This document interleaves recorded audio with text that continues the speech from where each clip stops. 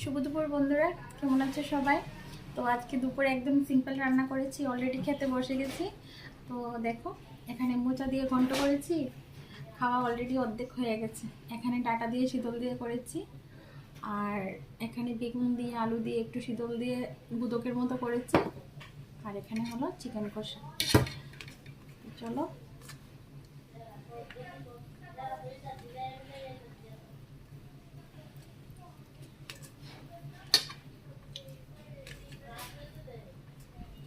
তোমরা বলতে পারো বন্ধুরা যে আমি শীতল দিয়ে আজকে দুটি পদ রান্না করেছি, আর আমার শীতলটা খুবই প্রিয়। জানি বন্ধুরা সবারই প্রিয় থাকে, অনেকে বলতে চায় অনেকে বলতে চায় না, কিন্তু আমার খুব ভালো লাগে।